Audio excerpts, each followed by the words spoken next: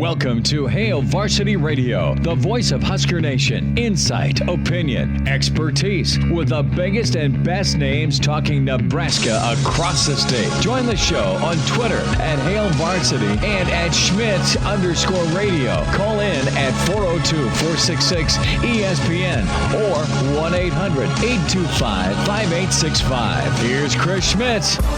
Thanks for hanging out. Welcome to it. It's a Thursday. It's Hail Varsity Radio. We're presented by Currency. For all your equipment financing needs, go Currency. Chris Schmidt, Elijah Herbel. Loaded up show. We'll spend time with Brandon Vogel from HailVarsity.com and magazine. Get his thoughts on, a weekend of college football. Also, Nebraska volleyball got the brooms out for Purdue. Impressive as always with John Cook in Nebraska. So we'll spend some time on college football this first hour, dive into some NFL. In hour two, Jeremiah Sirles going to be with us, former Husker and NFLer, and also Danny Burke from VSiN Sports Network. We'll kick off hour two with the special edition of Bill Doleman, the Pride of Fairbury. Get his take on, dare I say it again, metrics, some coaching names that are trending on Twitter associated with Nebraska, and just the week ahead, the finish to the year. Numbers to get in, can join us as always. Do so at 466-3776, 466-3776. Can dial up 800-825-5865, where you hear us around the state of Nebraska. Watch us and comment and contribute that way on StreamYard. Able to do so on a couple of different Twitter handles. Hail Varsity Radio's Twitter handle at HVarsity Radio, or at ESPN Lincoln, and then also ESPN Lincoln Facebook. Our Twitter, Chris Schmidt at Schmidt_radio, and find Elijah. His is at Herbal Essence for Elijah Herbel. So, Elijah, it's funny with the way this week is gone. You go from Purdue to some smoke out there with Truth and Rumor on, is Trev, how far advanced is he in this coaching search? I like what Mitch Sherman said earlier in the week, where, you've had X number of weeks to be at it. You're on the yellow brick road. How far towards the end are you? Or are you, because you still got a guy as your interim that's doing a heck of a job? So there's that discussion point. I've gotten a kick out of the Lane Kiffin artwork that has him wearing Nebraska gear instead of Old Miss gear today on social media. A few more names that have come up that are names that and you'd have a reaction to, but they're it's a name nobody's thinking of. Rick Neuheisel's like, well, they've got 10 candidates and one guy's been. So you go back to his take yesterday on things. That's where we'll go. Big weekend for Nebraska recruiting-wise, locally. Lincoln East standout Malachi Coleman makes his announcement on Saturday where he's going to go. I think he'll be wearing red. But he's been just a phenomenal player to watch and cover at Lincoln East over his time. So let's get into some of these names, some smoke. What do you believe when it comes to some of these names that are floating out there?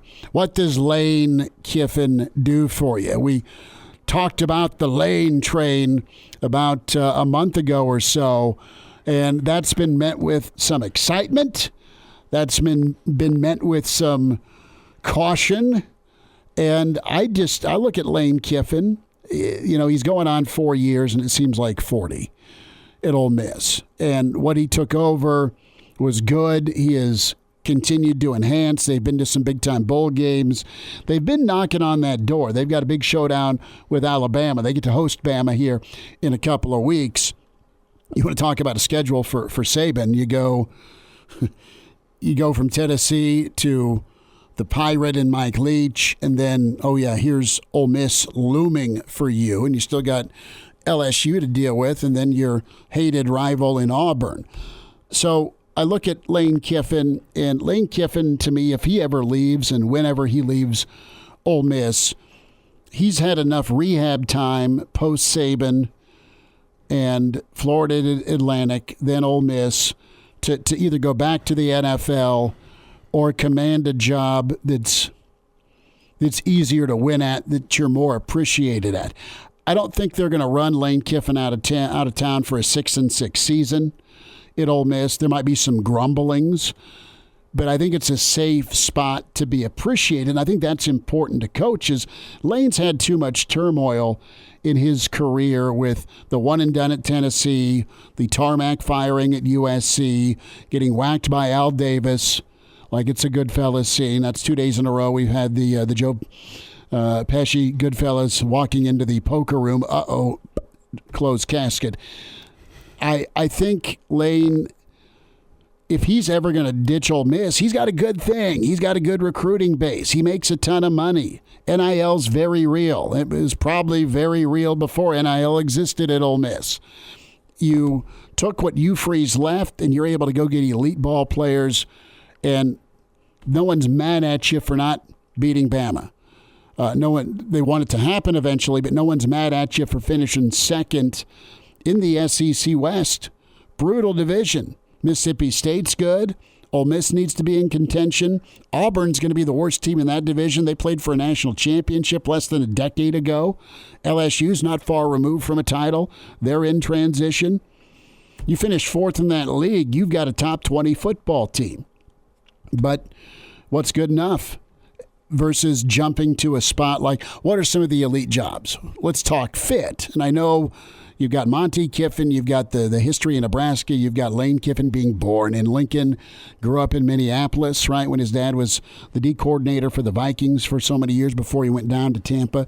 I just don't see it meshing. I think Lane Kiffin could come to Lincoln and do a nice job offensively. If you can win ball games in the SEC, you understand offensive and defensive line play because you're good at it. He's been cranking out 9-10 wins. I don't think he's ever dipped below 9. I just don't get it. And this all started, there's a Twitter handle that put a flight from Oxford, right? It was Oxford to Lincoln. Sunday? Is that what I sent you? Sunday, yeah. What do you believe? And how does Lane Kiffin grab you? 466-3776. I don't think Lane's likely. And I think if you're going to look at Lane, let's see how Mickey's year ends up. And I know Lane's got more history and he's more seasoned because he's been a head coach 2 different times in the SEC and the NFL. And a heck of a good OC that really transformed Alabama with the mobile quarterback phase. He'd do well. I just don't know that Lincoln's a landing spot for him. You Freeze, I mean, he's a guy everybody's wanted, but there's been a giant roadblock for you Freeze. And here's the name I really dig. And I did a little bit of curb kicking because his name's come up a bit. I mean, it's been mentioned by some of the national writers, but it's too much of a reach. And how about Mike Gundy? Mike Gundy's hired really well. You've seen Oklahoma State go from a team that's always outscored people to a guy that's made hires where his defense has been elite in a league that's shifted more defensively. You're still going to have your shootouts in the Big 12, but Oklahoma State and Baylor have been 2 defenses along with TCU that have been pretty good at holding teams down. And question out there, if you talk to folks in Oklahoma, why would Gundy leave for the Big Ten in Nebraska? He's now the thing that Gundy has that is as good or better than many of his peers in college football is it's been deemed to me the all-time leverage guy in Jimmy Sexton. There's been times in the last 10 to 12 years Sexton's stepped up, renegotiated every chance, and Gundy's good about every 4, 5, 6 years and having a 12-1 season and getting paid. Personality-wise, he's pretty cocky. And you know what? He has a chance to put it to Oklahoma again. But overall, he's always been the little brother at the little brother school. Oklahoma's leaving at some point. He's 3-18 Make that 3. He's 3 in 15 all time. 3 in 15 all time. 18 years at Oklahoma State. But, man, he's gotten NFL ball players. He's getting a quarterback. He's got a quarterback coming down to play ball for him from Gretna. And he's had high-level defense. And I think the hire, it's not a prerequisite, but whoever it is or whoever stays, right, we can talk Mickey, there's the understanding that Trev is the boss, and Gundy's personality could be a problem. You wouldn't want to not hire a guy as good and as proven as Gundy, but again, to me, the Big 12 and Big 10, I think you got to have somebody with Big 10 roots. At some point, they've coached, they've played, they get what the Big Ten's all about. The Big 10 is still meat and potatoes, bad weather in November.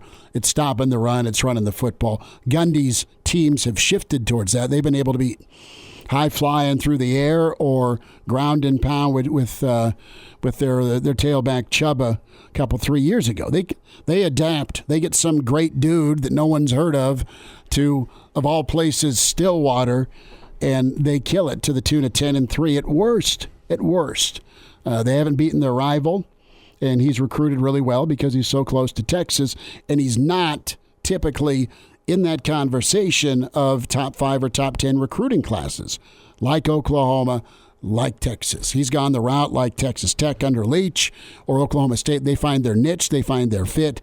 To me, that's appealing, right? Ole Miss is winning with 4- and 5-star guys. At least they were with Hugh Freeze, and Lane's not drifted off from that approach at all. He's been able to get high-level talent down there because of the atmosphere and the scenery. At Ole Miss. Oklahoma State, they go mine Texas, they find ball players, and they get good on the lines of scrimmage. End of discussion. So both of those names I think would be good in Lincoln. I don't know that they'd fit in Lincoln, but if they would say yes, I don't think you'd turn them down either. I'm talking out of every side of my mouth, forgive me, but I just think there's other options out there. One last name. I'm going to throw this line in the water. He's probably too old. He has health concerns, but, man, he did an awesome job when he was at Minnesota. Jerry Kill. Uncle Jerry's just too long in the tooth, isn't he? The health concerns are what worry me. And listen, he's good enough to be at a better spot than New Mexico State. But he's at New Mexico State for a reason. Well, I mean, like right? the stress that's going to come around a rebuild like Nebraska with the immediate attention Nebraska gets, like, it's as much stress as being U.S. president trying to rebuild Nebraska right now. Is that something Jerry Kill wants? And I don't know. And I'm going to go through all 4 of your names here and just break down what I see. You're just going to absolutely torch them, and you go for it. But listen, we asked Bill Bender about Winningham. We asked him about Shaw. We asked him about Bielema. We asked him about Fitz. Those are 2 Big Ten brethren names that you'd love to take here in Lincoln if the opportunity was there. And then 2 ground and pound, rough and tumble guys out of the Pac-12. Yes, those are the 2 schools that are tough and physical in the Pac-12. I'm going to start with Lane Kiffin, and I'm just going to say, I don't think the culture fit works. It doesn't make much sense for me from Nebraska's point of view, and from Lane Kiffin's point of view, I don't think he's in any rush to get out of Ole Miss. I think he can hold his strong hand and wait for a job like, say, Auburn. I think Auburn's a step up from Ole Miss that he would go to, or even play the longer game. I think you might see the writing on the wall with Jimbo Fisher at Texas A&M. So some A&M fans are starting to get unhappy with Jimbo Fisher with how good those recruiting classes have been. You would think that the results would start translating to the field, and they haven't. So maybe Texas A&M opens up. I think that's a great fit for a guy like Lane Kiffin. I'm going to move on to Gundy and just say, are you willing to leave? If I'm A&M, I go get Gundy. But with Gundy, Texas A&M makes sense, but I look at that and I go, are you willing to leave a conference where more than likely you're probably going to be the big dog? You and Baylor. You're going to be the big dog here in a second, and you've been there for however many years. What's the reason for leaving? I'm going to lump him in with a guy like Kyle Whittingham from Utah, where it's just, yeah, it's a great coach, but I don't necessarily see the appeal of leaving right now whenever you've already built something great and you can be the big dog in your conference in 2 years. And if college football playoff expansion happens, you have a pretty good route to the college football playoff. I understand wanting to get to one of those quote-unquote big jobs before you retire, but right now with where Nebraska's at, I don't think that's the right opportunity for those two guys. No, you are right with happiness and winning and appreciation, and you got a really good thing. Why take on a potential headache? Even if it is Nebraska, maybe you have a fondness or an affinity for Nebraska. And both those guys, Whittingham and Gundy, can they recruit the Midwest? I think they can. I think they can, but it's not like a proven commodity. Do they have somebody they can get to recruit the Midwest? Is the question. That's the biggest thing. Can you go get dudes that can fill out a coaching staff and go rock and roll in the 500-mile radius? Can you go get Colorado? Can you go get Kansas? Can you do Iowa? Can you do South Dakota? Can you hit Kansas City and do well there? I mean, Nebraska's tripled their efforts in this 500-mile radius here for this upcoming recruiting class, which is great to see. But too many times here, Nebraska has had a lot of attrition with kids out on the coast, be it California or Florida, that haven't stayed. And not only with the Midwest, it's not only recruiting, it's also that talent evaluation. Can you look past the recruiting sites? There's some great talent around the Midwest that doesn't get caught up in recruiting sites because they're not from one of those hotbed states. Well, very fair. We'll get to Brandon Vogel on the way with Hail Varsity. And now, back to Hail Varsity Radio. Thanks for hanging out. It's Hail Varsity. We're presented by Currency. Sirles is on the way here in about 1 hour. Bill Doleman going to join us as well. We say hi to managing editor with HailVarsity.com and magazine, and find him on Twitter at Brandon L. Vogel. Get his book with John Cook, Dream Like a Champion. Vogues is hunkered down in his football office. Vogues, how's the bye week been? Thanks for a few minutes. It's been pretty good. Plenty to work on going forward. Got that October issue out on Monday. So if you're a subscriber, hopefully that's arriving in your mailbox. Has already arrived or is arriving shortly. Tackled some big Husker what ifs, which is a part 2 of a story we did 5 years ago. And just kind of gearing up for when Nebraska football returns to the field. Without divulging state secrets, what if? I love this. I want to go to one of the what ifs that was on the cover of the new issue in 1982, right? 1982, Penn State, a lot of fumbles in that game for both teams, but Nebraska's got the lead. Blackledge in the ever-moving sideline did in Nebraska on 4th and 6, and then the trap in the end zone prevented Nebraska and Coach Tio from his first championship. Kenny Calhoun followed suit with a deflected 2-point conversion a season later. And Nebraska played for a national championship 81, prevented in 82, and lost it in 83, or just didn't make one more play in 83. I don't know, based on urban legend, even if there's instant replay, Vogues, that Nebraska still gets either of those calls in 1982. Yeah, that's a fair question. The quote unquote, is how I feel about it as well, is probably the closer of the two. The sideline catch. That was awful. They made T-shirts about. Yeah, I mean, anybody who watches that now is like, oh, clearly that's out of bounds. Even just like watching it real time. He's a foot. He's a foot. You need 1 foot in college football. He's a foot with the right leg. I mean, he's past the chain gang. Yeah, he was running into the cheerleader. That's a late hit, baby. So that one, yeah, I mean, basically, Nebraska plays for a national title that year if that specific call gets called back, which is, a big enough what if on itself. But you think about kind of broader, like, what does that change about the Tom Osborne era?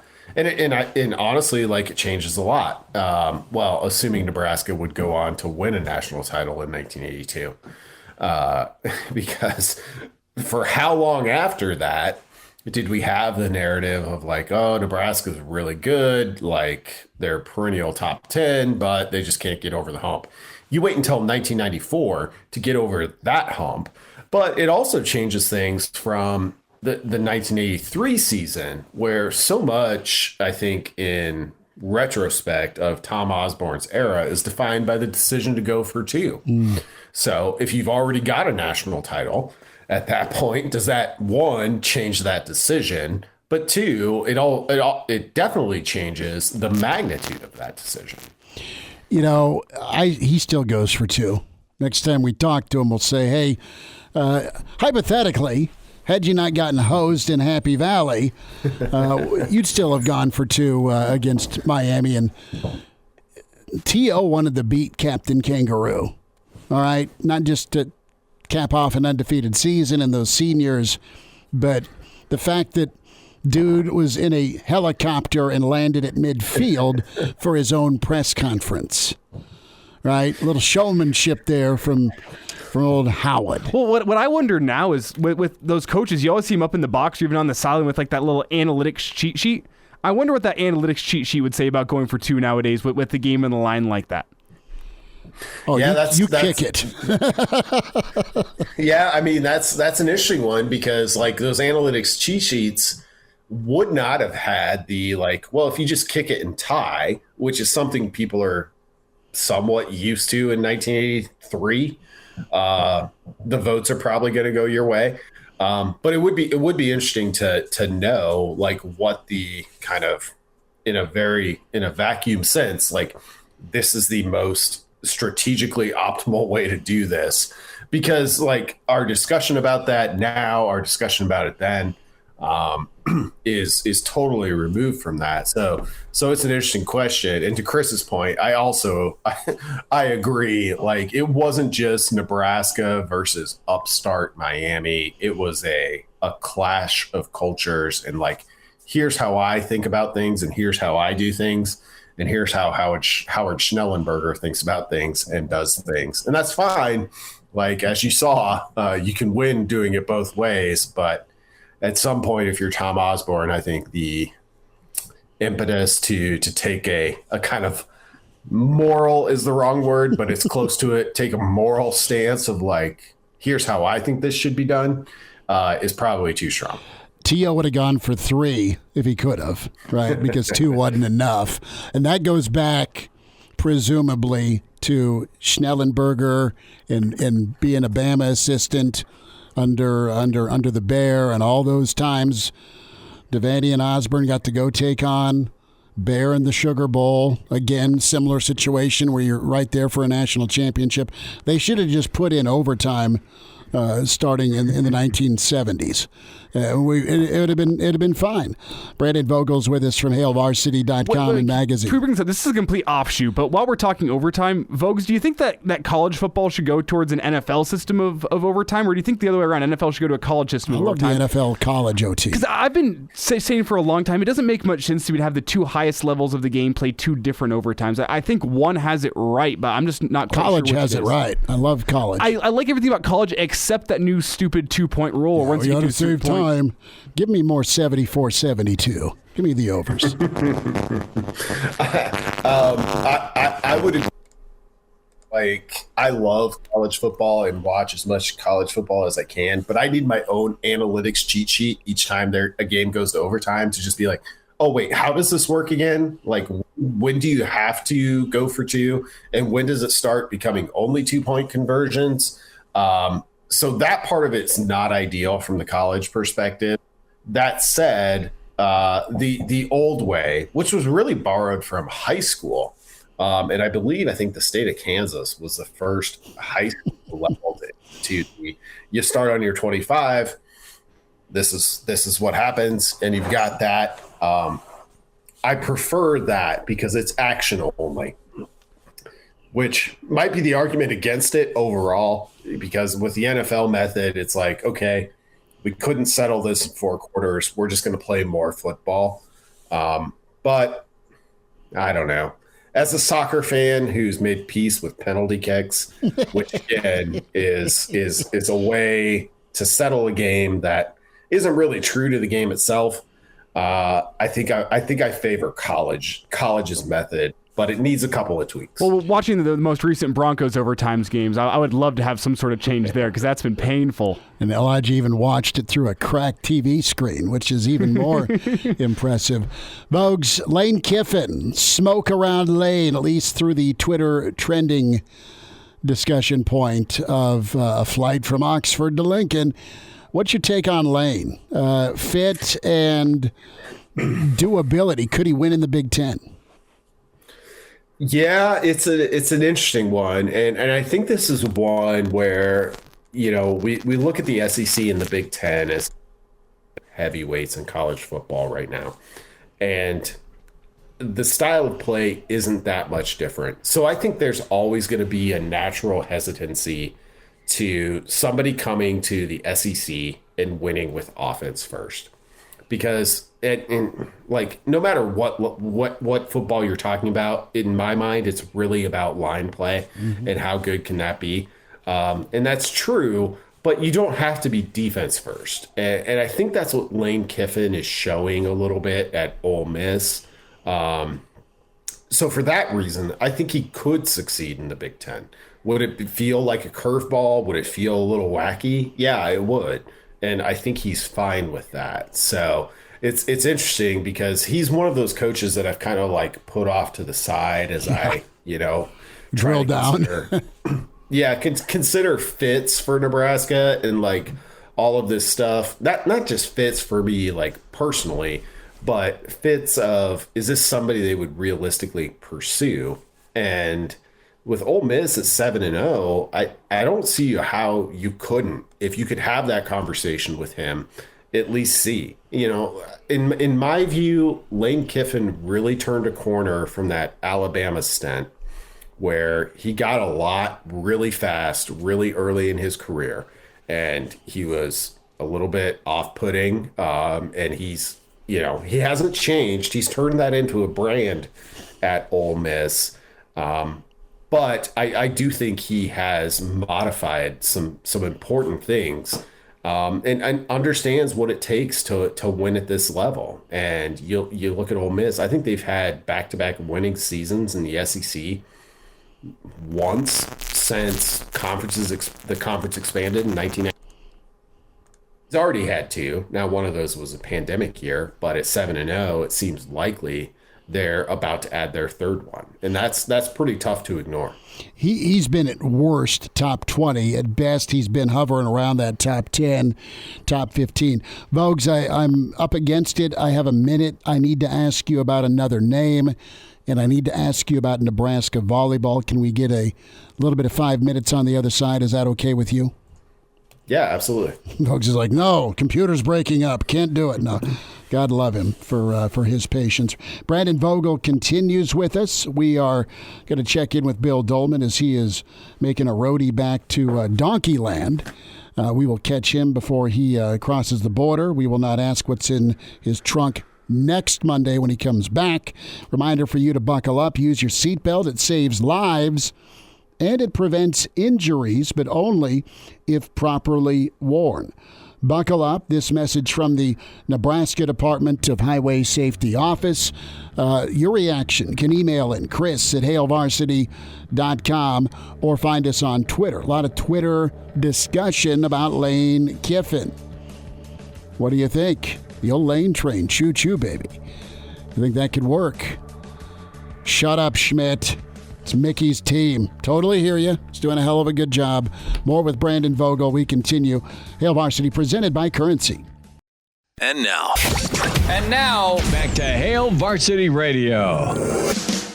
We're doing some overtime with Brandon Vogel from HailVarsity.com and magazine. Our friends under the Hurrdat umbrella, Go Big Redcast, have explained this flight from Oxford to Scotts Bluff, and I believe it was Redcast Rob.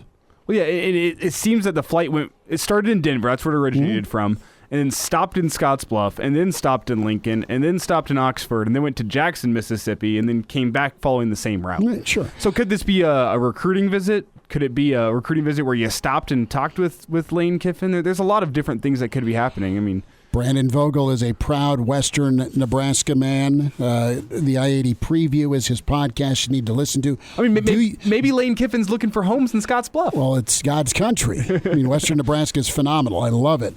Vogues, anyone it's probably a little PTSD for Lane, but can you call anyone on the tarmac?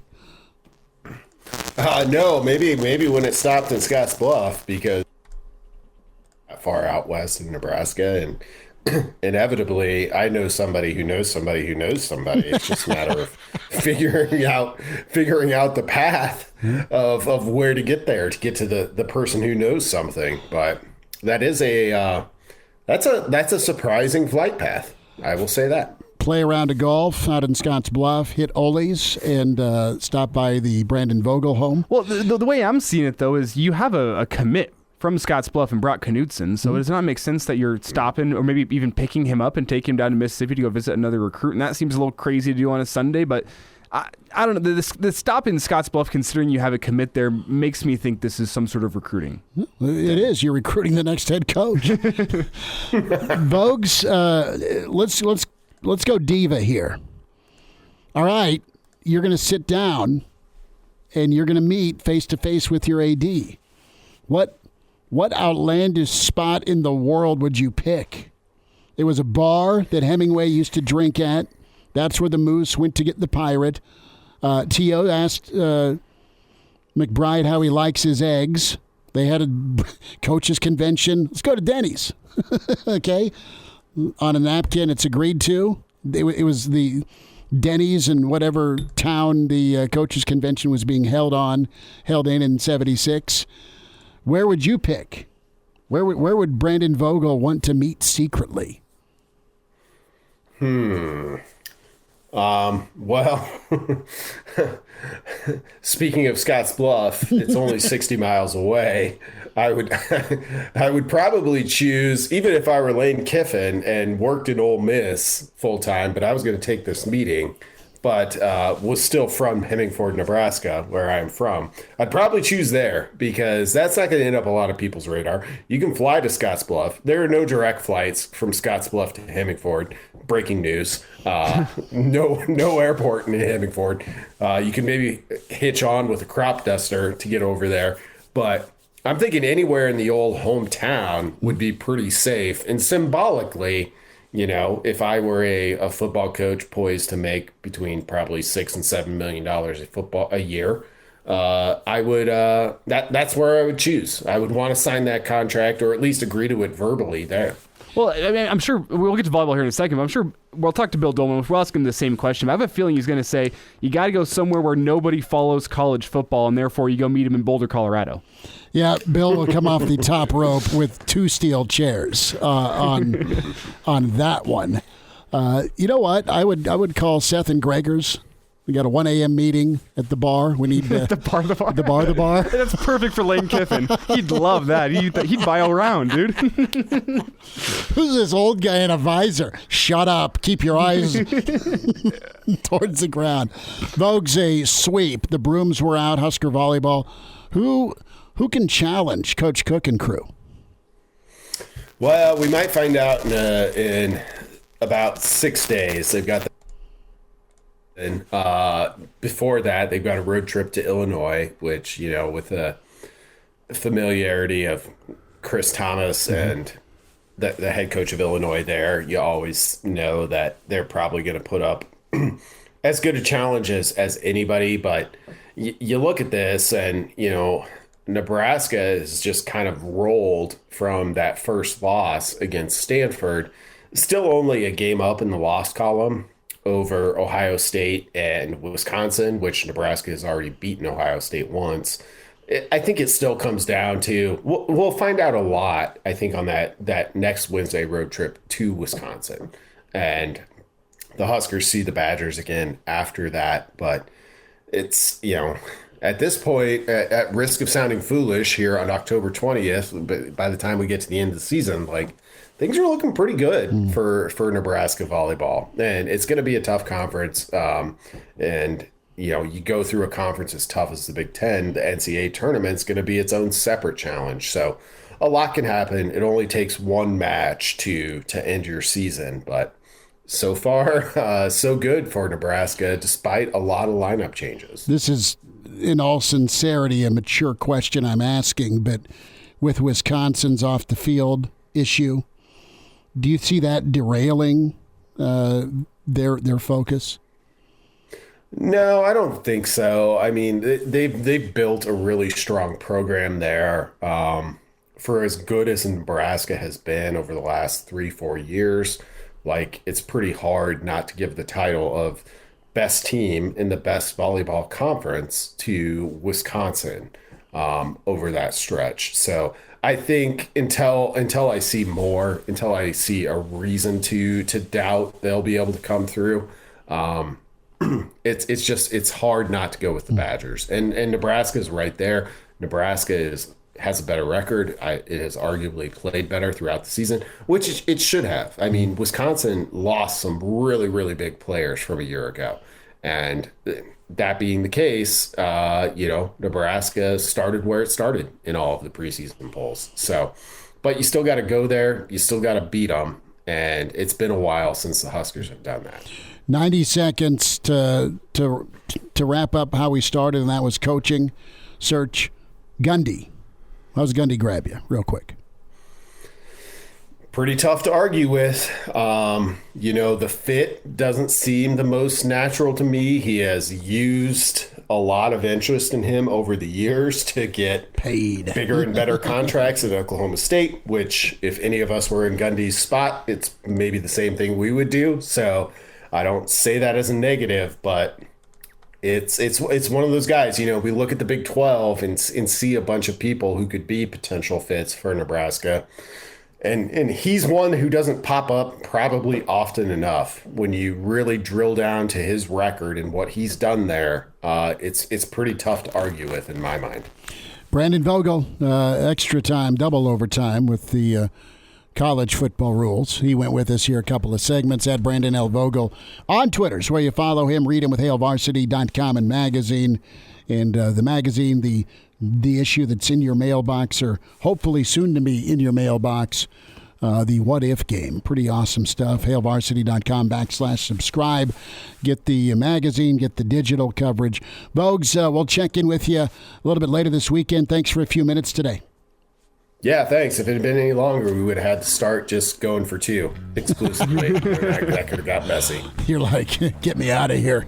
I love it. Thanks, man. Appreciate you. There he is, Brandon Vogel, with us on Hail Varsity Radio. We're presented by Currency. We'll wind down this first hour. Spend a few minutes with Bill Doleman, Jeremiah Sirles on the backside here in hour two. It's just gorgeous weather here in eastern Nebraska. Hope you're enjoying. And back to wind down, put a bow on this first hour next. And now, back to Hail Varsity Radio. Thanks for hanging out. Hail Varsity, presented by Currency. For all your equipment financing needs, go Currency. What's your biggest what if with Nebraska football? Good stuff. We'll ask Bill Doleman that question. Elijah, do you have one? Recently, my what if is, what if Joe Gans could have played for Nebraska in 2009 at quarterback? He's your quarterback. You have that 2009 defense. Nebraska's knocking on a title. I agree. I agree. And I think just to even go smaller scale, what if they didn't put 1 second back on the clock for that game against Texas? That'd have been really cool. If you win that game, what kind of momentum does that give your program? Does Bo end up getting fired in a couple years later if you end up winning that game? Because then you win a conference title, and he's got that under his belt as being the only coach since 2000 to win a conference title. Are Husker fans as impatient with him whenever he can't get it done in the big game? If he does get it done in that big game and gets the job done, that's a big question in my mind. You don't have to necessarily bolt for the Big Ten either, because you're conference champ. But maybe it doesn't completely change all dollars and cents, but at least you have a little bit more say over Texas, don't you? Sure. And the other place I go in a what if recently is, what if Nebraska hires Brett Bielema instead of Scott Frost in 2018?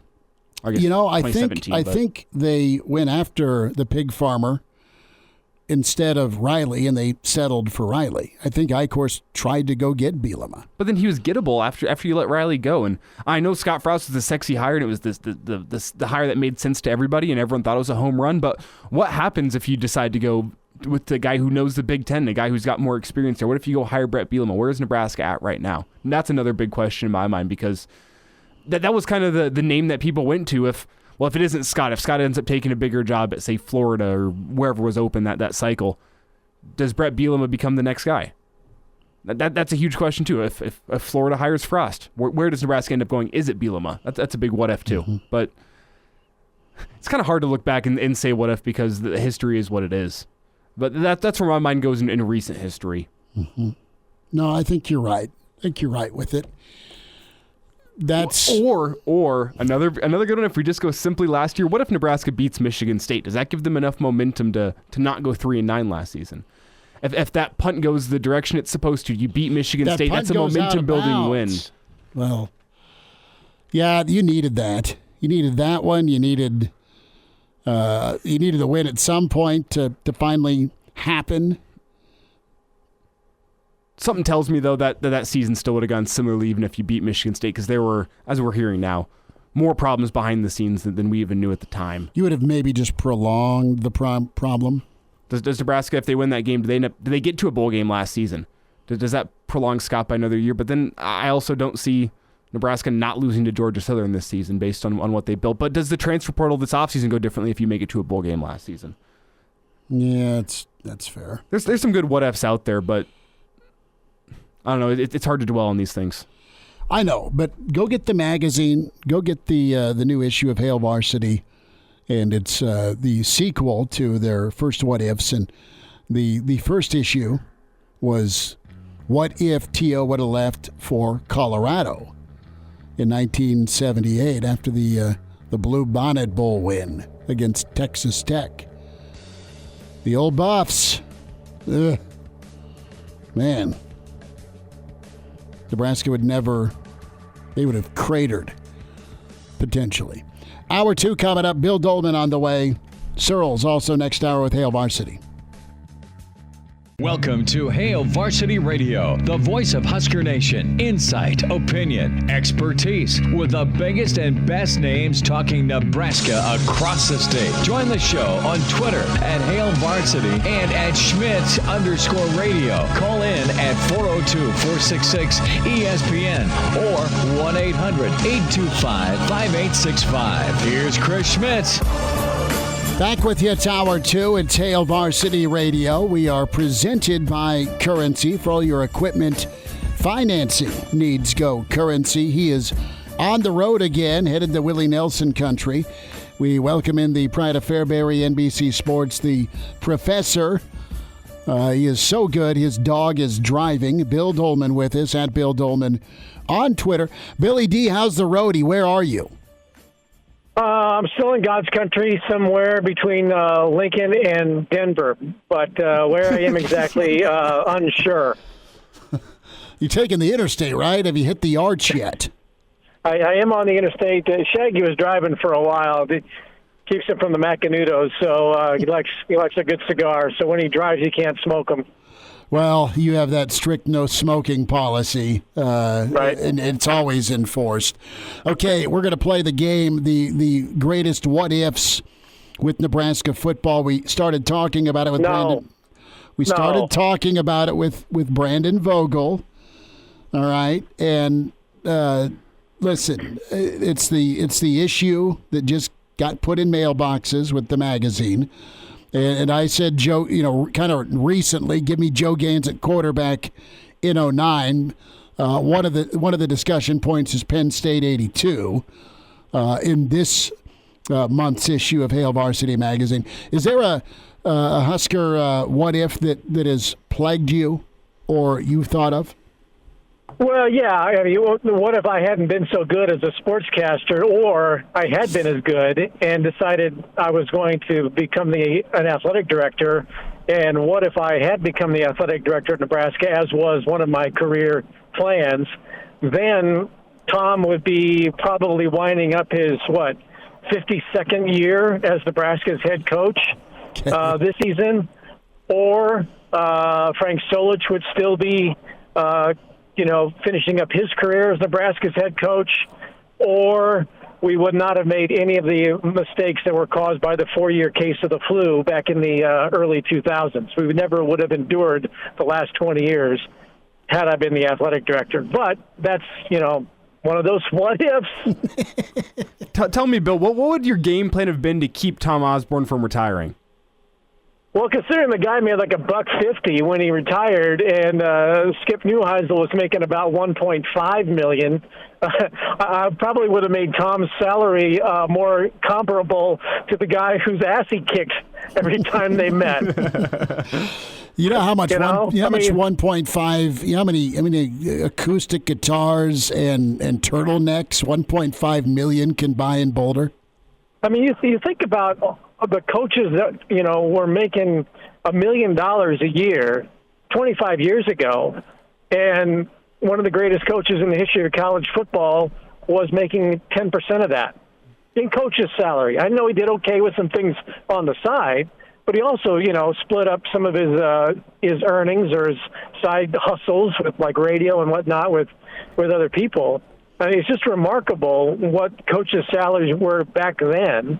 And I'm sure that, Tom was compensated, well at times. But when Neuheisel was making $1 million and Tom wasn't close to that, I think you would, reward him quite substantially for what he did for Nebraska football, Nebraska athletics, the University of Nebraska, and the state as a whole. I think we would have made sure he was well compensated to stay as long as he wanted. Bill Doleman's with us, Hail Varsity Radio, Billy D on the road. So, but clearly, in all seriousness, you can look at what if they had made the call at Penn State. What if Ken Calhoun or Nebraska runs an option instead of throwing for the 2-point conversion? What if they don't hire Devaney? But given where we are right now, what if they don't hire Steve Peterson back in whatever year that was? I mean, that has been the biggest, tragedy at, what if of all time. Get Doc's time machine ready. Steve tweets in, what if Nebraska would have hired Kyle Whittingham instead of X, Y, and Z when Urban said no in 2004? Hey, what about Kyle Whittingham? He'd have looked good. He'd have looked good wearing red. Do we know who said yes and who said no back whenever? I mean, we know that when Frank got fired and Bill Callahan got hired, there was no plan A, B, or C. No one wanted to take the phone call. No one wanted to take the phone call of somebody who just got from the guy that just fired a 10-win coach. I think that the closest he came to anybody to Al Saunders. It's been well chronicled that Al Saunders, the Kansas City Chiefs assistant, was going to take the job, and he has said so. I think in the Athletic and Mitch Sherman's article, but that was well known at the time. And then the Houston nut fiasco. But other than that, I don't think there was no plan. And Bill Callahan certainly was on any list until somebody whispered it in Steve Peterson's ear that he got fired. That was not even on the radar at all. So, what if? But people keep bringing up Kyle Whittingham's name. I'd be shocked if he ever left Utah. I would be shocked if it ever even crosses his mind. I think he is so dialed in to the job that he has and what he's done, and they will name the field or the stadium after him when he decides to retire. He's a young 63, maybe 4. 63. Well, they're going to name the biker bar after him. He looks like he could rock a leather vest. How about these names? We've kind of thrown out a couple. You've got some smoke around Lane Kiffin from Twitter and Flight Tracer, and then also Gundy. What do you think of those two names? If either one of them coached more than one game in the last decade above, and I don't mean this in any other way, the Mason-Dixon line? No. I mean, seriously, has Lane Kiffin coached a game in the North? at Michigan, at Penn State, at Michigan State, at Syracuse inside, at Ohio. I don't know the last time Lane Kiffin, a California guy, Florida guy, Mississippi guy, Tennessee, I think is as far north as he has spent any significant amount of time. Oakland? So why would he, be all of a sudden, I'm all in on Nebraska because Dad is from here, Dad played here, Dad coached here? Maybe. But if everybody talks about you've got to have Big Ten ties, you got to have Big Ten ties, you got to have Big Ten ties. Well, if you're going to hire Lane Kiffin, then you might as well keep the guy who's already in the office and just hire Mickey. Mm-hmm. And as for Mike Gundy, kind of the same thing as Kyle Whittingham, although, Mike Gundy has certainly played the agent new contract card maybe better than anybody over the last 10 or 15 years, because whenever a job is open, his name comes up, and the next thing you know, he's got extensions and more zeros on his check at Oklahoma State. I would really be surprised if he ever left. Maybe even wants one more challenge, but again, he's got a ton of Texas ties, but what ties does he have in any way, shape, or form other than his former defensive coordinator is now at Ohio State? I don't see why he would leave there to come to Nebraska, although it's God's country. I get that. But and I have nothing against Mike Gundy. I just don't understand the regional connection that he or Lane Kiffin would feel that it would be a good fit for them. Bill Doleman with us here on Hail Varsity Radio. And Bill, I'm going to ask you to keep that AD hat on for me for just a second. And I'm going to ask you this one here. If you're Trev Alberts and you're making a secret meeting with a coach such as Lane Kiffin or Mike Gundy or Kyle Whittingham, where are you meeting them so the media doesn't find out, the fans don't find out? 50-yard line at Folsom Field in Boulder. I called it. It's like we're going to ask Bill this question, and Bill's going to absolutely jump off the top rope with 2 steel chairs and hammer Colorado. Look, I'm going to the land where football forgot on this off week. You could have Trev Alberts meeting with Mike Shanahan on the 50-yard line at Folsom Field, and people would be looking at them like Cheech and Chong through a smoke-filled cab of a Volkswagen van. I mean, they would go, what? Who are those guys? He's still moving, man. Right. So, that would be one. You can't go to Fairbury because of the paparazzi. You're going to get found out, at the center of the universe. But I'm sure that they could find plenty of places to have meetings. But and are we trailing planes again? Is that the deal? Is that hit the 40-day mark now? So we got to start tracking planes. Check out Twitter, and there's been some fine artwork done with Lane wearing Nebraska gear.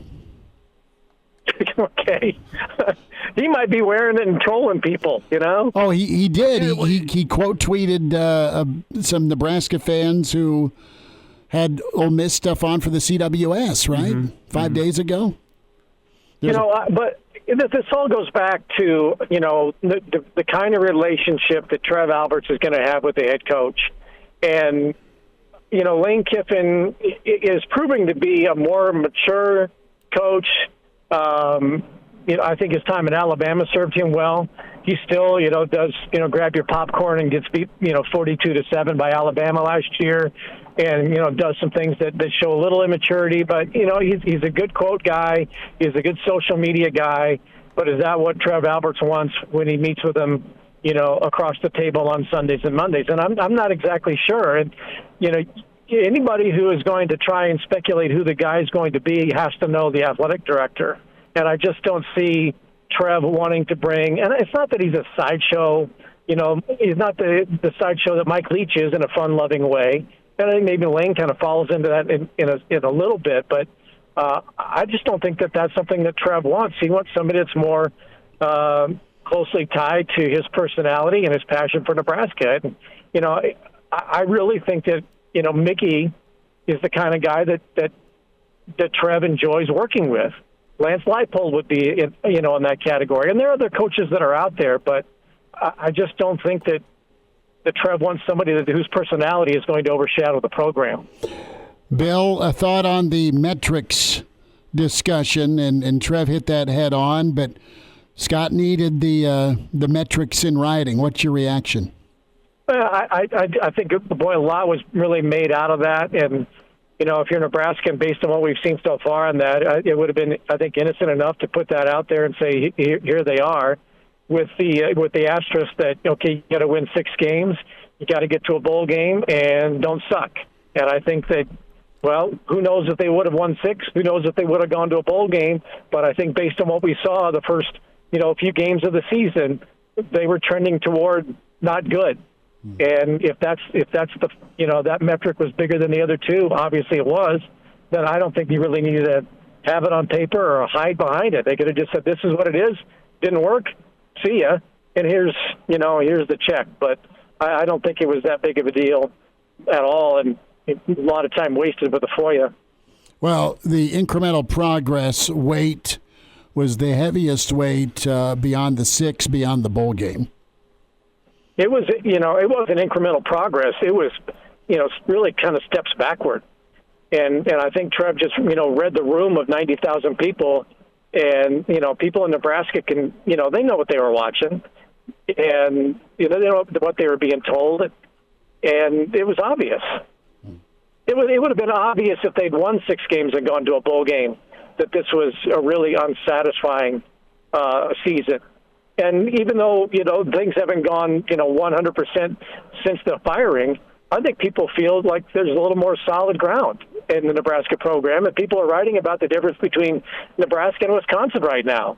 That, Nebraska seems to be steady with Bill Bush and Mickey Joseph. And you compare this to however many, years ago when we were tracking planes again. I mean, Nebraska fans and the whole thing was just a total disaster and chaotic. And we're 40 days into this, and for the most part, I think people have a steadiness and a trust in what's taking place. And I think people are really behind Mickey Joseph at this point. But you don't have near the feeling now that you had back when Frank got fired and Steve didn't know what he was doing.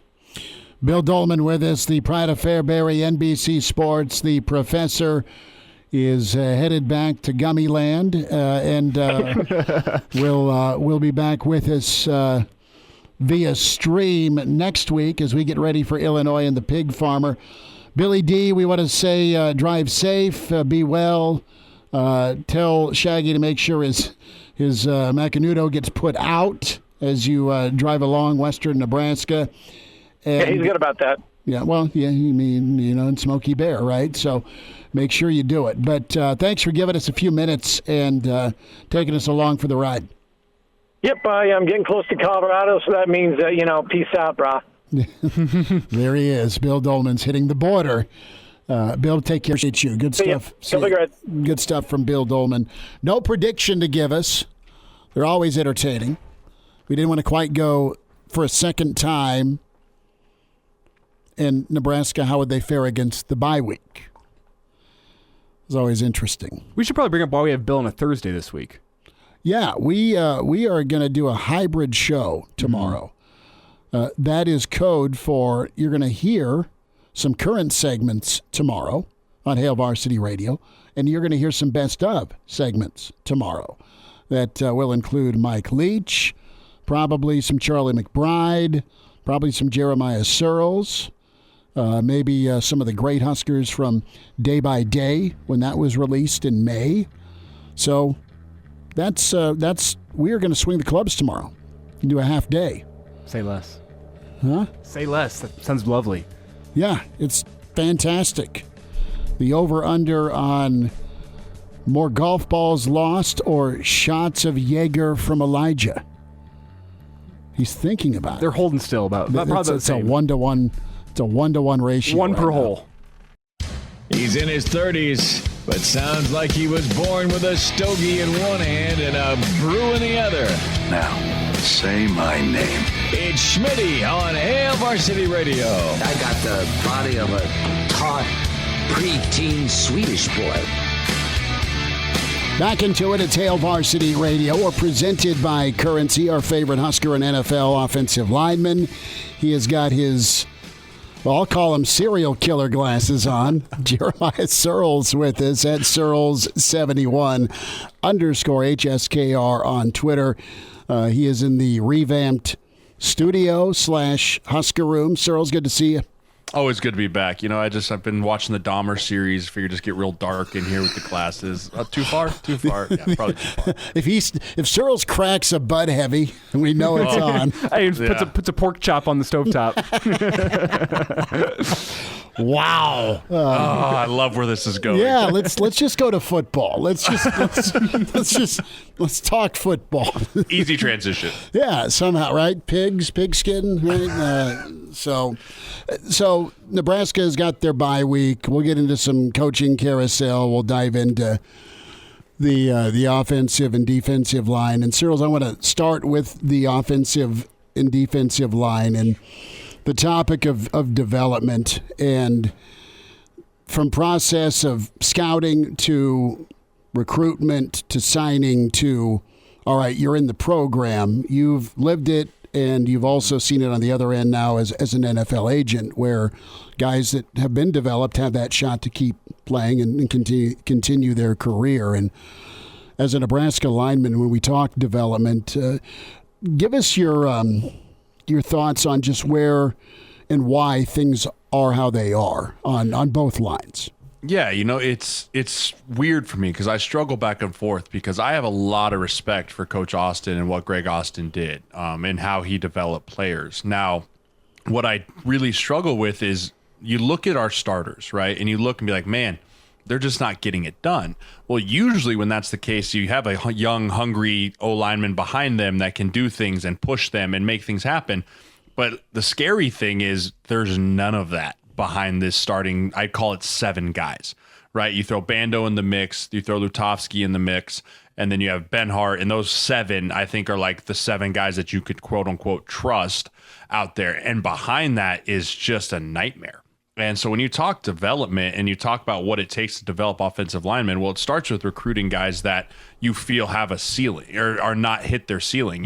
Sometimes you get high school kids in there that have maybe hit their ceiling development wise, and that's where you kind of find the 5-star guys. And the thing that really surprised me, I remember we were doing the signing day show over on the Husker Radio show last year, and I was like, where are the O-linemen? And they're like, oh, yeah, we didn't sign one. It's like, oh, okay, that makes sense. That can't happen anymore. And so we have to continue to develop them because the way that a successful program runs is, yeah, every now and then you run into the few guys that are playing ready day one, right? And those are the freak shows that you run into every now and then. But for the offensive and defensive line specifically, you need at least a year, if not 2, to really develop, to have a chance to go out there and not just tread water and keep your head above water, but to actually contribute in a big way that helps your team win. And we just haven't had that. We haven't had the opportunity to have the older guys, but really it comes back to doing it in the weight room and doing it on the practice field. When you just don't have those guys, you have to force guys in there early. You've touched on that guys haven't had a chance to develop in some instances because of position flops. I think you could look at the COVID year where your spring was shut down and it was stop and start for the abbreviated COVID season in 2020. So whoever's the next head coach, how do you bridge? You still have time to work with what you got, and those guys were recruited by a lot of schools. So they can get better, but they got to be able to settle in, get comfortable, and then just work on their craft. But you're going to need a bridge because eventually those guys are going to graduate, and are you back to square one with young pups again? Do you go JUCO? Do you go portal? How do you tackle that? Yeah, it's a tough thing, and I feel for these kids, and I know sometimes I'm hard on them because, I expect a lot out of Nebraska offensive lines. It was what was expected when I came here, and it's kind of what everyone expects out of them. But when you really think about it, they were recruited under Scott Frost's offense, and then it kind of got morphed a little bit last year into Whipple's this year into Whipple's offense. And so you're talking about you had a young crew, and then it's just kind of had to morph, and then you have a new coach. And so there's a lot of pieces that go into it. But the one thing you can always control as an offensive lineman is getting bigger, faster, stronger. And I think that's where you have to go as a new coach that comes in here is like, we just need to get our offensive linemen bigger, faster, stronger. Because right now, too many times I'm seeing guys getting pushed around or holes not getting opened up. And so that's where you start. Now, as far as how you fix the problem, I think that with the transfer portal and how well we used it last year for every other position besides offensive line, weird. You got to go after the portal. You got to go after the portal and find some guys that are playing ready now, because we don't have time as a new coach, even with the new coach, we don't have time to start over, especially when we have some of the talent that we have on offense, that weapons wise, we have to put some guys in front of Casey Thompson that can back there so that he has the opportunity. So you got to hit portal right away, but you also have to start recruiting. You got to start recruiting and have a vision. You have to have a vision for what kids you want based off the scheme of what your offense is. And that'll all come with whatever coach gets here and what they want. But you have to have a vision starting from when these kids are 17, 18 to where you can see them to where they're 22, 23, and how they come into the program, develop in the weight room, develop through practices, and then eventually get out on the field and contribute. That's the blueprint that everyone has used and every successful program uses. The problem is when you're not a successful program, you have to recruit kids and say, you'll play right away. And then they do, and that really hampers development. Jeremiah Sirles is with us here on Hail Varsity Radio.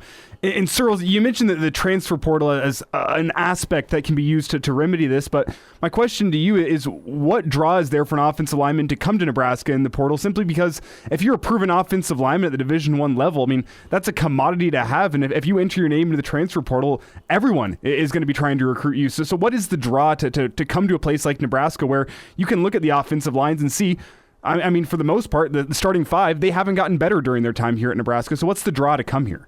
I think the draw is, you hope that you find the diamond in the rough that was buried in the depth chart at a SEC school or at a Michigan or at a school that's got really good high-notch starters, right? And maybe this kid is got 2 or 3 years of eligibility left. And if I'm a guy that enters a transfer portal, first of all, I'm not a portal fan. I think I've got on my soapbox plenty on this show about that. However, it's a necessary evil. If I'm in the portal and I'm looking, where do I want to go? I want to go somewhere that I know I'm going to start. And so if you look at Nebraska and you go, okay, left tackle, left guard, center, and you do that all the way across the board, you're like, I could come here and compete for a starting spot right away. The last thing you want to do in a transfer is go somewhere where you're going to be like, yeah, I'll compete for a backup. Maybe I'll be a starter. Like, you come here, and that's the recruit pitch here, is like, if you can come here and make us better right away, you're a day one starter. So that's what you got to look for in the transfer portal, is guys that have maybe some playing experience. They've been a spot starter for two or 3 games, 6 games, whatever it may be, and they're ready to take that jump as a starter, and you think that they're better than what you have now. You tell them, you come in, you're going to compete for a starting job off the rip.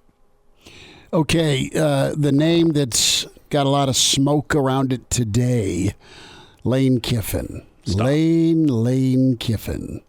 No, I can't handle the circus that follows Lane Kiffin. He's not the ringmaster anymore. He's grown up, Sirles. I'm just playing. Well, from my experiences down in Oxford and from the people I know down in Oxford, the man still likes to party with the college kids. Okay, I know people young at heart. I know people that played under him. I know people that have been around on staff with him.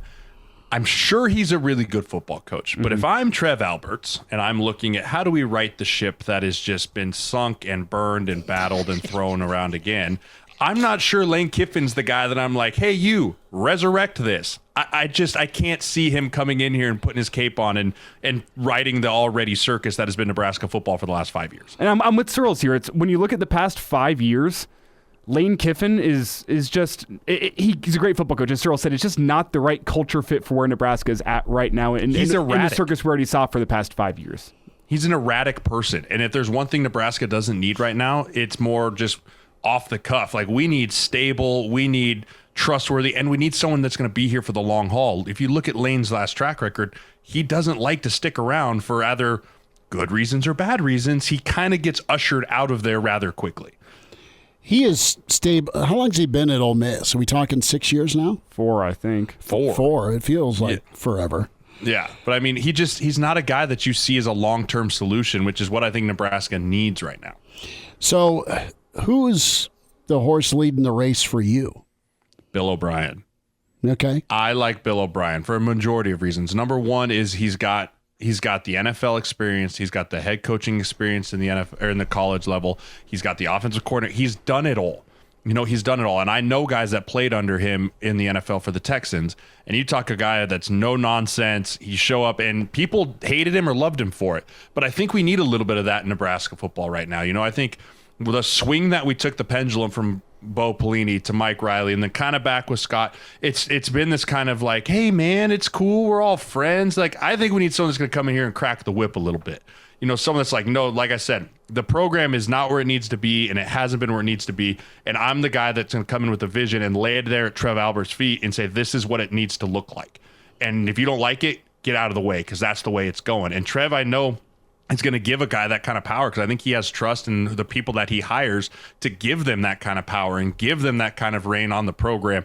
I like Bill O'Brien for all of those reasons, but also he's a damn good football coach. Look at what Alabama's doing offensively. Look at what he did in the NFL. Like, he has proven himself at every level in between the white lines and off the field. So with as much talk as there's been around Mickey Joseph, and a lot of people seem to think that whoever the next coach is going to be, there's going to be a strong argument to keep Mickey around. And for that reason, do you think Trev Albert should be consulting with Mickey in this process as he goes and looks for a head coach? Maybe not early, but once you got a list of 3 or 5, do you think you go get Mickey Joseph's opinion and say, hey, Mickey, what do you think? Or because he's the interim and because he's also in the running, do you think you keep him out of this? It's hard to say. You know, those are going to be conversations that Trev and Mickey have to have. I would love if Mickey Joseph didn't have to go anywhere. You know, I think he's a great fit here at Nebraska. I think he's a phenomenal recruiter. I think he checks a lot of boxes for how the team loves him and how much he just cares, and you see how hard he coaches. And I'm not taking him out of the running for this. It's just, again, it goes back to the reasons we said Lane Kiffin wasn't the right guy. It was not because I don't think Mickey Joseph is the right guy. You know, I think Mickey Joseph is not the right guy at this moment in time, just based off of the immaturity of the head coaching position. Now, you could flip it other way and say, yeah, but he's young and he's new and he's going to bring all this fun stuff to it. And I might just be an old curmudgeon now that I'm 31 years old and want the old head. But I think that Mickey is a great guy to have on staff, and he's proven that he's a great guy to have on staff. And if I'm a head coach that comes in here, it's good to keep some people around that understand what this place is, because Nebraska is so different than anywhere else in the country. You know, so it's good to keep good people around and not just come in and just scorch earth the entire staff and start over. Well, you've got a couple of guys on staff, and Bush and Mickey that get it, and they've been here, and you know how unique it is. Jeremiah Sirles with us. At Sirles71_HSKR. Sirles, real quick, NFL. Okay, are you betting the farm that Buffalo can keep this momentum, flipping it around? Talk to me about the Vikings. Can they keep their hot streak going? Both teams you've played for. Yeah, you know, I think the Bills, I said it before, they're the best team in football, and they've been battling some injuries too. I mean, you lose Micah Hyde, all-pro safety for the year, and Jordan Poyer is taking a Mercedes Sprinter van from Buffalo to Kansas City because he can't drive. And, you know, the depth of that position group of all around on that defense is incredible. And the adding of Von Miller is such an underrated signing of what they were able to bring, just because of not just his play, but what he brings to the locker room. You saw it in Denver, you saw it in LA, and now you're seeing it in Buffalo. So I think they're absolutely the best team in football. The Vikings, on the other hand, I did a podcast the other day, and he opened the podcast with Jesse Pinkman. They're like, they can't keep getting away with it because somehow they do. They somehow keep figuring out a way to win, but it's just hideous. I mean, it's hideous wins, and the NFL is great, and you find a way to win at the end, but I really question that defense and that ability to stop people without them stopping themselves in the next back part of the season here. Sirles, we'll do this again, brother. Thanks for a few minutes, and go get Bambi this weekend. Hey, that's the plan. Cody Green shot a big one this week, so it's my turn. And now, back to Hail Varsity Radio. Back with you at Hail Varsity Radio, presented by Currency. We welcome in Danny Burke with VSiN Sports Network at Danny Burke 5 on Twitter. The Danny Burke Podcast. Catch him weekends with VSiN. All of your NFL and college football needs. Pride of Chicago, a busy slate in college football. We're going to stay and start, though, in the Big Ten. Yeah, potentially a couple of knockout games. Wisconsin at home, barely a favorite over Purdue. And Purdue right now looking ahead maybe to a showdown with Illinois. Illinois is off this weekend, but we'll start with Whiskey, -2.5. What do you think of that matchup there at Camp Randall? Well, I'm interested in this matchup because Wisconsin has been the most entertaining team to me this year, and just cracking up at how bad they've been. So I was telling you guys last week, and this will be the last time I repeat it, but My favorite bet that I think I've ever made in college football history was Wisconsin under 9 wins. We are already there at this point of the season. It's just so hysterical to me that they were the short shot with Graham Mertz as your quarterback in a fairly difficult schedule. It was just so funny to me. So I already cashed that in. I'm feeling great. As for this game, I'm curious your guys' thoughts too. But, you look at the spread, and I get why the market is shifting a little bit toward Wisconsin after they fired their head coach and why they stomped on Northwestern. Again, Northwestern wasn't going to be a good team, but you figured against Sparty that Michigan State would at least cover and keep it close. That was my inclination with that game. And, look, they got a huge overtime win. But you get a Purdue squad here that has honestly been a little frustrating in the sense of barely getting past Maryland, winning in, I guess you could say, somewhat of a sloppy fashion against Nebraska. I think you could argue that Nebraska easily could have just won that game as much as they would have lost it if time management and other things would have been a little bit better. But in this game, I want to take Purdue, right? Purdue seems like it would be the right side. I still want to put more stock in Naden O'Connell and this Purdue offense than I do Wisconsin. But Purdue on the road, their offense hasn't been as great, I guess you could say. I mean, we saw them lose to Syracuse on the road. We saw them beat Minnesota, but Minnesota's looked like a really rough team up to this point right now. But I'm leaning toward Purdue, fellas. No thoughts with this total. Maybe a lean under if you think that, Wisconsin's offense is bad enough to get limited by Purdue's defense, and conversely, Wisconsin's defense is still going to show up. So I guess I would lean under, but I certainly would lean with the Boilermakers. What are you guys thinking here, though? Purdue just finds a way. I think their offense is different and good. They've probably got the best quarterback in the West. So there's that. I mean, that's not probably. They do. And I think they'll stress Wisconsin. I also like the under 51.5. I think it'll be lower scoring. Very fair. Very fair. Minnesota is getting 4 points. That's another elimination game. The Gophs have really struggled in Penn State. How are they going to be? They got rocked. They got ran for 400 yards on by Michigan, and here comes Minnesota and their O-line. That's the other game I'm interested in. But this game, to me, totally seems like, all right, this is where Penn State takes a bad turn, and Minnesota may surprise you.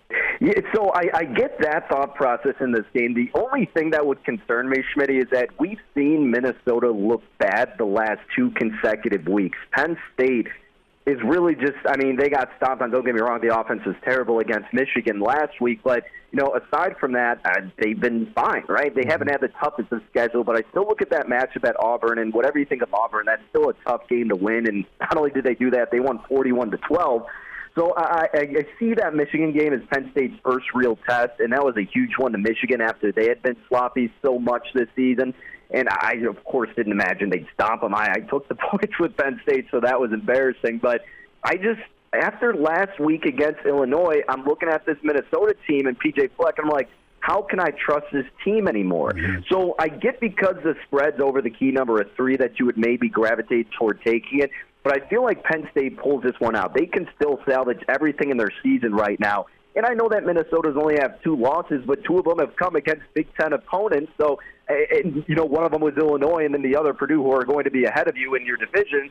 I don't know. I'm kind of leaning toward Penn State. We'll see where this line ends up, or if I could get a better price on the money line. But I feel like the Nittany Lions can take care of business in this game. Danny Burke is with us here on Hail Varsity Radio. And Danny, let's move to this weekend's NFL slate of action. And before we get to another enthralling Thursday night matchup featuring sub-500 teams, I want you to talk me through something real quick, guys. I saw a stat over the weekend that over 60% of NFL games this season have hit the under, and I want to figure out what's going on in Vegas. Is this something where the totals are going to start slipping over the next couple weeks, and that's going to right itself, or should I be looking towards the under on NFL games this weekend? Well, what's really been happening, too, is especially the primetime games have gone under. But if you also realize how ugly these matchups have been, I guess it makes sense why there hasn't been that much scoring. People are a little taken aback because all these rules are getting adjusted to pertain to the offense and benefit the quarterbacks and all the pass interferences. You would think there would be more points because of that, but as you alluded to, that hasn't necessarily been the case. I just kind of wonder if it's more of such a top-heavy league right now. and you only get like a finite amount of teams like the Eagles, like the Bills, like the Chiefs, who are going to pound on some points, because even a team who used to do that, like Green Bay, isn't doing that right now. Denver's offense, Elijah, as you know, has been god-awful. I mean, the Raiders can put on points, and you look at the Detroit Lions, I mean, defensively, they're allowing a lot. The Ravens, so again, there's like a finite amount of teams who can help you contribute to an over. The other teams are going to play you tightly. It's going to be a slow type of methodical game, and that's why I think you're seeing a lot of unders. And I'm not even going to lie. I mean, this week there's a lot of good under opportunities, but as you were also kind of hinting at, it feels like the numbers have caught up to where it's not really worth an official play, more of a, you know what you like in the spot, let's see if something unforeseen happens, like a lot of points right away, and then try to attack it in-game with a better bet on a higher total and then look at it under. Danny, 2 games I want your take on. First, let's start on Sunday, Chiefs and 49ers. The Chiefs are a 2.5-point favorite, and once you get through that, let's go Saints-Cardinals. Cardinals are a 2.5-point favorite tonight. We got about 90 seconds. Sure thing, yeah. San Francisco is getting somewhat of, not like a lot of sharp attention, but the more people I've listened to, the more they like San Francisco here. I would tease up the 49ers from plus 2.5 to plus 8.5 if I was on the side of San Francisco. The main thing there is you got to check their injury report. They were incredibly banged up last week, and that was a big reason why they lost to Atlanta. Also, we got to start giving Atlanta a lot more credit. But this is a revenge Super Bowl spot for the 49ers as well, so it wouldn't shock me to see if they can keep it close. They're experts in the ground attack, and if they get their offensive line healthy, Kansas City's run defense has been poor the last 2 weeks, so I think it could be kept close in that regard. At the end of the day, I just don't know if I want to bet against Patrick Mahomes when he's only laying 2.5. So I'm not doing anything with the side, but I would probably actually gravitate toward the under. I mean, it's moved up from 47.5 to 48.5. But if San Francisco is going to instill that run game, that'll wind the clock down. San Francisco's defense can limit Kansas City enough. I just don't feel like it's going to be higher scoring. So getting over 48, I think it's a viable play to the under. As for tonight, as gross as it is the way my co-host and I described it, the lesser of two evils, I think it resides with the Arizona Cardinals. Look, you're still missing Michael Thomas, Jarvis Landry, Marshawn Lattimore, and some other names for the Saints. Short week for New Orleans after kind of a big blow of a loss at home against the Bengals. Arizona absolutely has to win this game. Otherwise, Cliff Kingsbury should be fired. He should have been fired weeks ago. He shouldn't have been the coach this year. But Arizona is the more talented team. You got DeAndre Hopkins coming back, the better quarterback in Kyler Murray, and an Arizona defense that's actually been a little bit underrated. So I laid minus $1.25 with the Cardinals on the money line. I'm not expecting it to be pretty, but I am expecting the Cardinals to end up on top. Danny Burke from V's, and Danny, have a good weekend. Thanks for the time. Thank you, fellas. Enjoy the course. Miss us? Come here, brother. Give me a hug. Bring it in for the real thing. We're on call for you. Catch the podcast at HailVarsity.com, the ESPN Lincoln app, or download them on iTunes. Saddle up, partner. Back to Hail Varsity Radio. So I'm watching Twitter right now. Is Lane Kiffin training a second dog?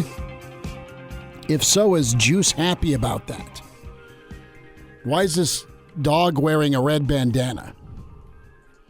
Oh, no, you're going too deep. Oh, you've gone too deep. I have. Really appreciate the feedback. Steve's not a Bill O'Brien guy. And Bill O'Brien is going to get a college gig if he wants it, or he's going to hang on if he can take it with Saban and then get another NFL job.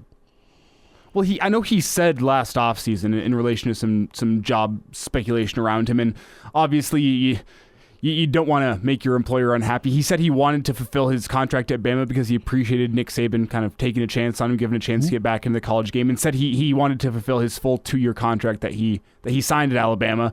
But there was rumors out there that both the Jaguars and the Patriots talked to him last offseason. The Jaguars for their head coaching vacancy, and the Patriots for their OC vacancy when McDaniels left and went to the Raiders. And both programs, or both franchises, I guess I should say, ended up going in different directions, and he returned back to Bama. But the question this offseason, I think, becomes, is he still going to be holding out for an NFL job? Is that still where his heart lies in the NFL, or is he ready to come back into college football and be a head coach at the college level? And that's why I think the question is surrounding Bill O'Brien, because if he wants a head coaching gig, I think he's got to be at least in your short list if you're Trev Alberts with his accomplishments and what he already accomplished at Penn State under tough circumstances. Well, and you know, they crossed paths when Trev was in Atlanta, and Bill was at Georgia Tech. I mean, Bill O'Brien will do what he wants. He's either your cup of tea or not, per Sirles, with knowing guys who played for him. And he's no nonsense. He's old school. He's Big Ten. It wouldn't be the worst idea if you don't like what Mickey's doing. But what I like is that he's adapted his offense from that Penn State NFL type system he was running. And he had his NASCAR offense. Yeah, he took with him from New England to Penn State, 4 wide and a single back. Yeah, and it worked there. But he's amended it now that he's gone to Bama, where he's gone with that more modern college offense, and he's been able to emphasize the strengths of his playmakers. And obviously, he's got dudes. When you have playmakers like you have at Bama, it shouldn't be that difficult to get them involved in the offense. But it's not like he's a guy who's set on one system. That's what's impressed me is his offense hasn't always been perfect at Bama, but he has amended his offense to bring out the strengths of his playmakers. And almost 500 yards of offense a game last season, I think, speaks for itself. And it's not like the offense has been the problem this year in their loss to Tennessee and a couple of their other close games. It hasn't been the offense's fault. All right, get yourself some Red Zone tickets, selling fun since 2001. Be sure to log on. Do you want Husker seats, football or volleyball? How about Creighton basketball this season? College World Series, concert, theater. It's all there for you with Red Zone tickets. They are local. They are out of Omaha, and their rating is impeccable. An A-plus Better Business Bureau rating, 100% guarantee on all orders. And cross that item off your bucket list. Create the memories that last a lifetime. RedZoneTickets.com. Hail Varsity Radio, presented by Currency for all your equipment financing needs. Go Currency. Check out tomorrow a hybrid show for you, some best of, and, of course, some segments with Hail Varsity's finest. Good stuff from Brandon Vogel today. Big thanks to Jeremiah Sirles and Bill Doleman. Weekend edition back with you at 7 a.m. locally in Lincoln on ESPN Lincoln. Check the podcast, Spotify, iTunes, Google Play, and the Hail Varsity YouTube channel. Have a good one.